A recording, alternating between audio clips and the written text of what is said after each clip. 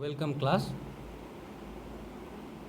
In our today's video of the Transfer of Property Act, we will discuss from section 9 onwards. Now section 9, what is section 9? Section 9 says what is oral transfer. A transfer of property may be made without writing in every case in which a writing is not expressly required by law. तो section 9 क्या कहता है कि transfer of property may be made without writing, मतलब कि in writing with registered document prepare मत करके भी ट्रांसफ़र किया जा सकता है in every case in which A writing is not expressly required by law. मतलब जहाँ जहाँ पर ये राइटिंग नेसेसरी नहीं है उन सभी जगह पे, उन सभी केसों में without making any written document transfer किया जा सकता है। अब देखिए ट्रांसफ़र कितने तरीके से होते हैं। एक होता है बाय डिलीवरी ऑफ पोजीशन और दूसरा होता है बाय रजिस्ट्रेशन। अब देखिए डिलीवरी ऑफ पोजीशन में कौन कौन से चीज़ को कैसे कैसे डिलीवर किया जा सकता है।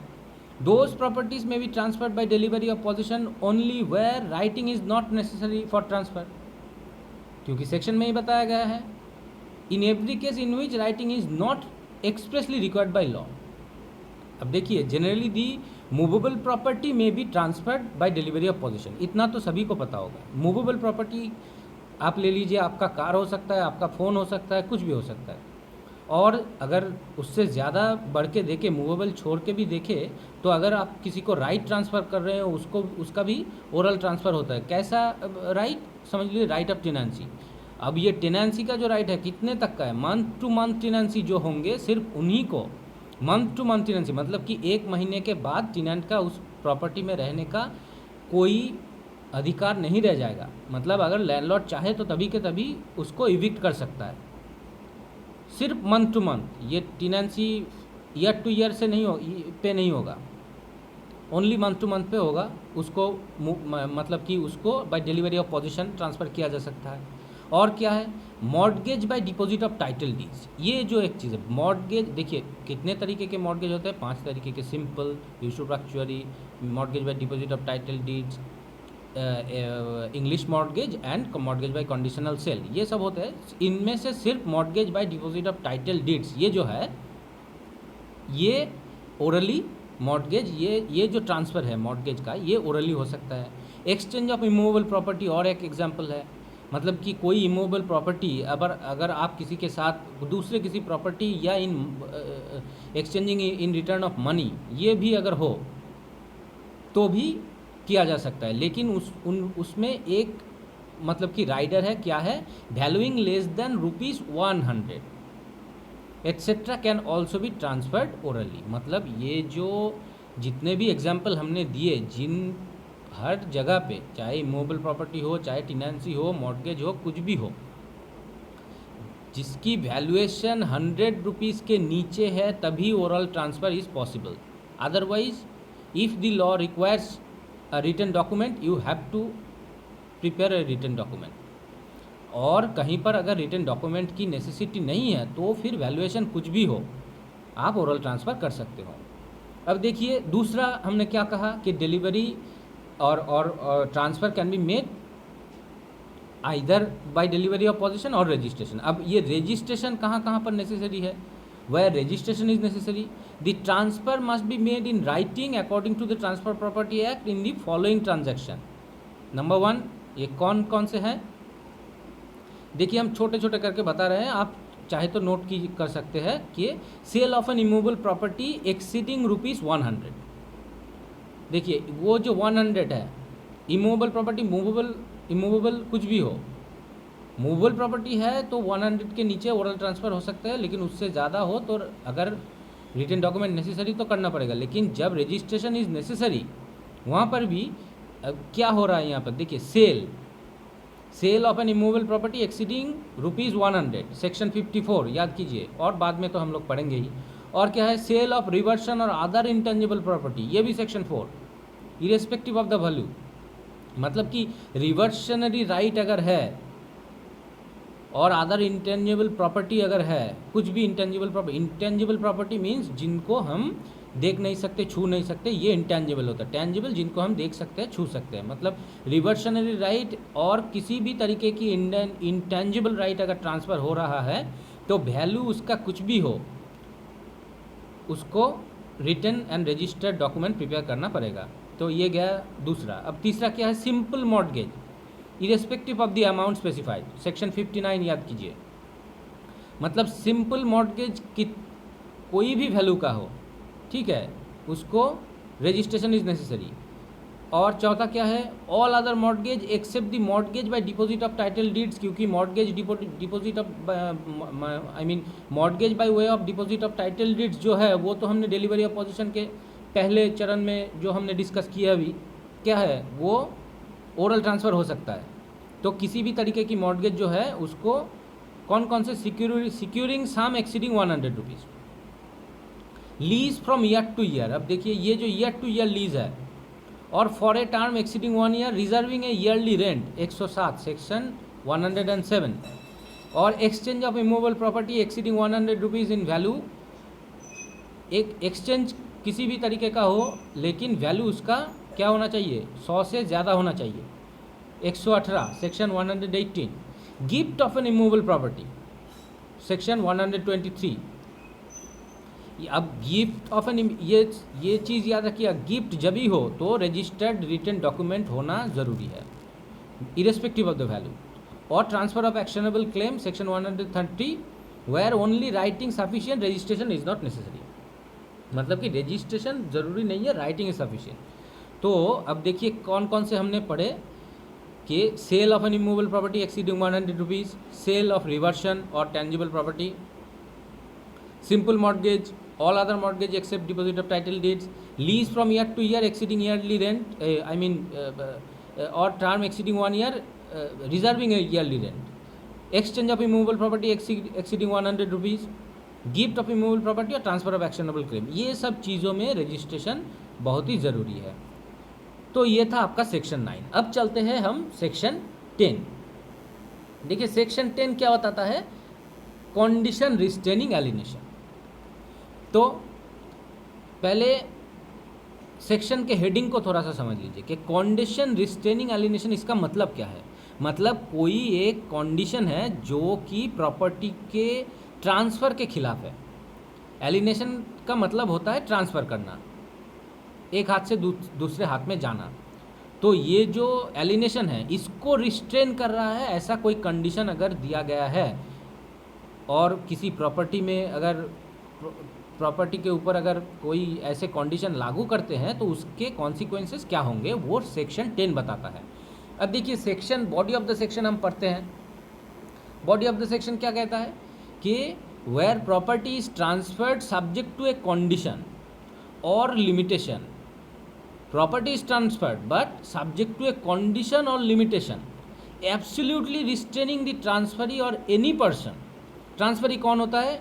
जिसको प्रॉपर्टी दिया जा रहा है, मतलब कि जो इस ट्रांसफ़र में प्रॉपर्टी रिसीव कर रहा है उसके ऊपर एक ऐसे कंडीशन और लिमिटेशन लगाया जा रहा है। और any person claiming under him, ये तो आपको पता ही होगा कि जो जिसको दिया जा रहा है और उसके लीगल रिप्रेजेंटेटिव कोई भी हो। एब्सोल्युटली रिस्ट्रेनिंग द ट्रांसफरी और any person claiming under him from parting with और disposing of his interest in the property. मतलब कि उसके जो इंटरेस्ट उस प्रॉपर्टी में लेने के बाद आएंगे, उस इंटरेस्ट को वो किसी भी तरीके से पार्ट नहीं कर पाएगा, मतलब कि डिवाइड नहीं कर पाएगा। और disposing of his interest in the property, मतलब वो किसी और को ये प्रॉपर्टी दे नहीं पाएगा। ऐसे अगर कोई कंडीशन लगाया जाता है, द कंडीशन और लिमिटेशन इज वॉइड। मतलब जिन्होंने ट्रांसफ़र करते वक्त ये कंडीशन और लिमिटेशन लगाया है, जो प्रॉपर्टी ले रहा है, समझ ली खरीद के ले रहा है ये, या कुछ भी गिफ्ट ले रहा है, कुछ भी अगर ले रहा है, मतलब ये सिर्फ एब्सोल्यूट ट्रांसफ़र में ही होगा, ये मॉर्टगेज और लीज में नहीं होगा। क्योंकि मॉर्टगेज और लीज में absolute transfer, first of all absolute transfer नहीं होता है। और लीज क्या होता है और मॉर्टगेज क्या होता है? It is the right to enjoyment of the property. Property absolutely transfer नहीं हो रहा है, इसीलिए उस जगह पे नहीं होगा। यहाँ पे ट्रांसफ़र का मतलब है सेल एंड गिफ्ट और एक्सचेंज, इस तरीके का, मतलब जिनमें कि एब्सोल्यूट ट्रांसफ़र हो, इस तरीके के ट्रांसफ़र के बारे में सेक्शन 10 बात करता है। तो where the property is transferred subject to a condition और limitation absolutely restraining the transferee और any person claiming under him from parting with और disposing of his property interest in the property, the condition और limitation is void. वो जो condition और limitation impose किया गया है वो वॉइड हो जाएगा। अब देखिए जो हमने लीज और मॉर्गेज के बारे में बताया, क्या कह रहा है कि except in the case of a lease where the condition is for the benefit of the lessor और दोज क्लेमिंग अंडर हिम। अब ये क्यों बताया गया? हमने अभी बताया क्योंकि लीज जब ख़त्म होंगे और होगी तो लीज ख़त्म होने के बाद प्रॉपर्टी तो लैंडलॉर्ड के पास ही आएगा। तो एब्सोल्यूट ट्रांसफ़र अगर लीजी मतलब कि जिसने लीज लिया है और लैंडलॉर्ड जिसने लीज दिया है, तो लीजी जो है जिसने लीज लिया है उसके ऊपर अगर कोई रेस्ट्रिक्शन ना हो तो वो तो प्रॉपर्टी बेच भी सकता है। लेकिन लीज ख़त्म अगर हो जाए तो लैंडलॉर्ड के पास प्रॉपर्टी तब नहीं आएगी और बहुत ही कॉम्प्लिकेटेड सिचुएशन अराइज हो जाएगा, क्योंकि उसको तो बेचने की राइट तो उसको नहीं दी गई थी। लीज का मतलब क्या होता है? सिर्फ एंजॉय करने की राइट है।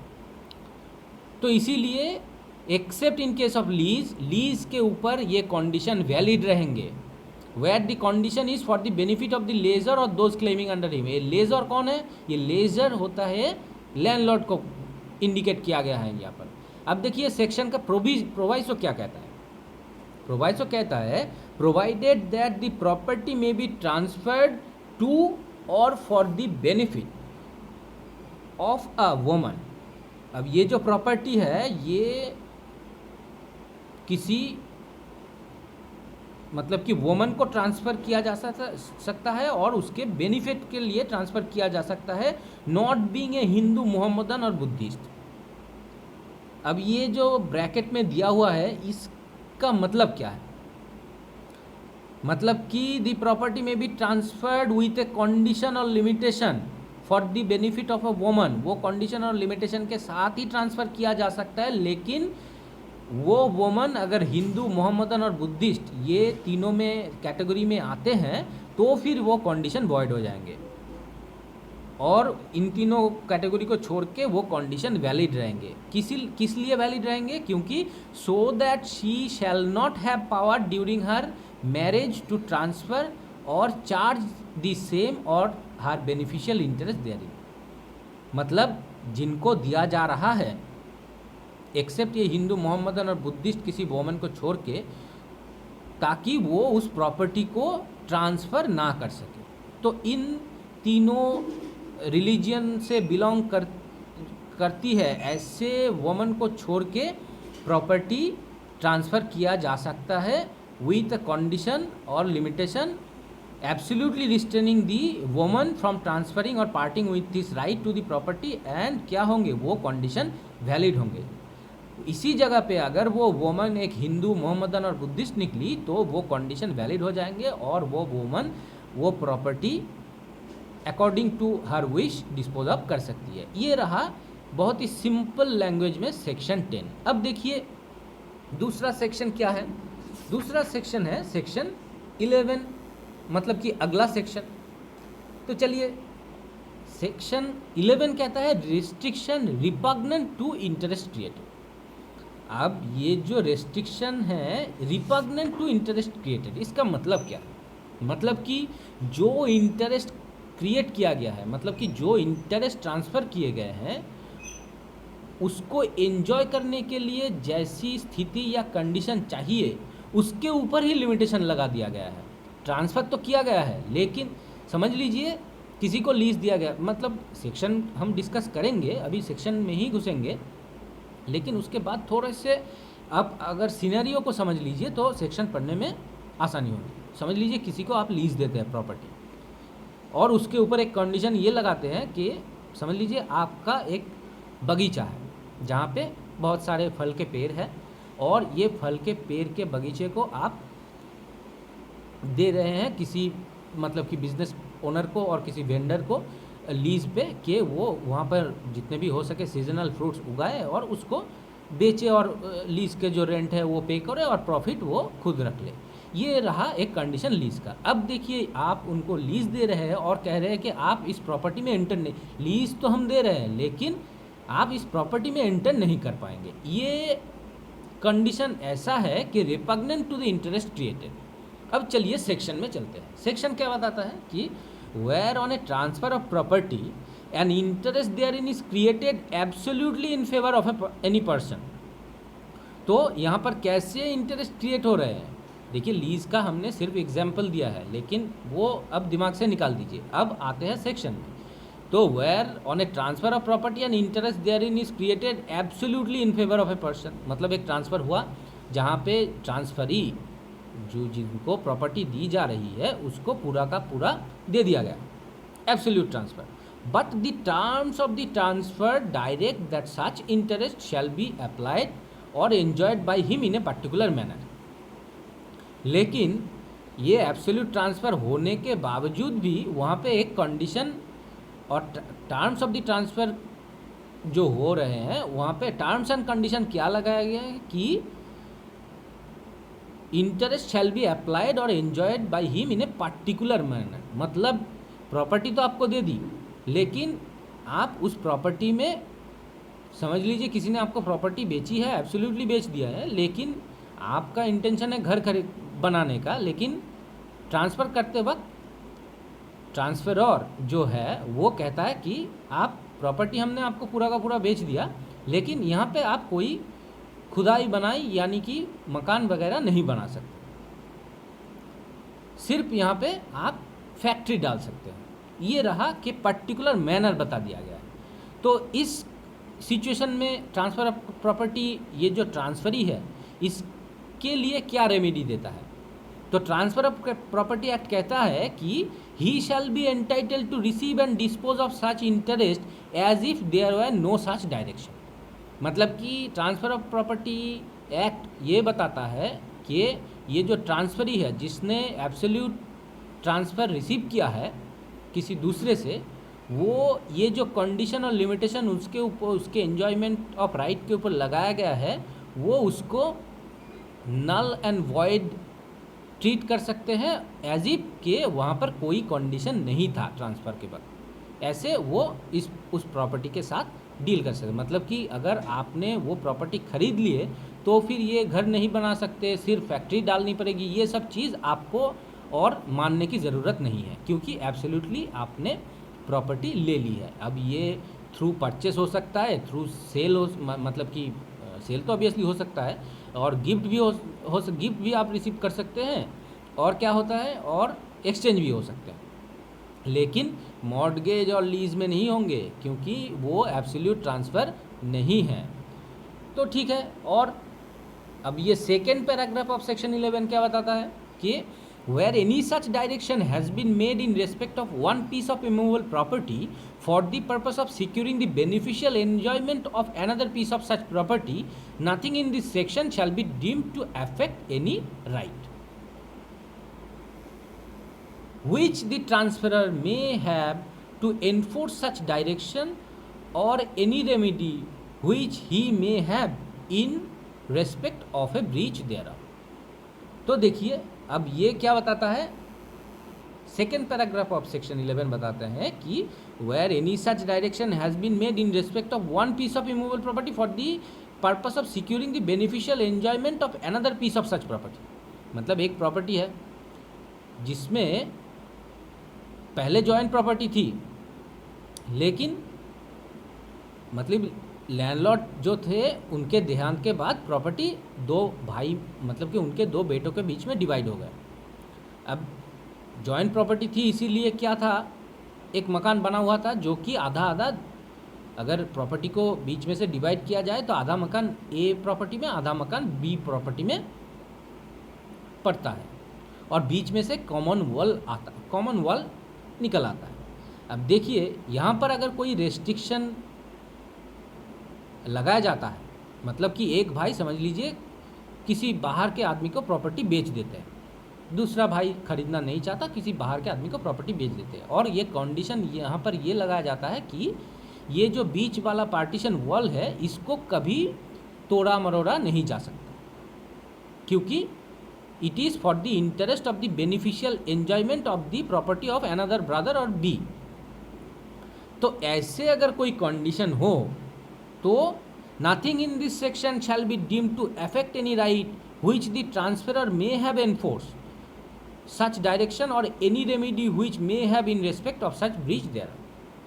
मतलब ये जो कंडीशन है ये कंडीशन वैलिड होंगे जब जितने दिनों तक, मतलब कि ये है कंडीशन माने covenant running with the land, इसको हम कहते हैं covenant running with the land. मतलब ये कंडीशन पुरखों तक ऐसे ही चलते रहेंगे। अब चलिए सेक्शन 12 पढ़ लेते हैं हम। सेक्शन 12 क्या बताता है कि condition making interest determinable on insolvency और attempted alienation.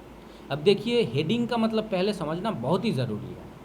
Heading of the section says condition making interest determinable, मतलब कि कंडीशन क्या है, कंडीशन ये है कि इंटरेस्ट डिटरमाइन कर जाएगा।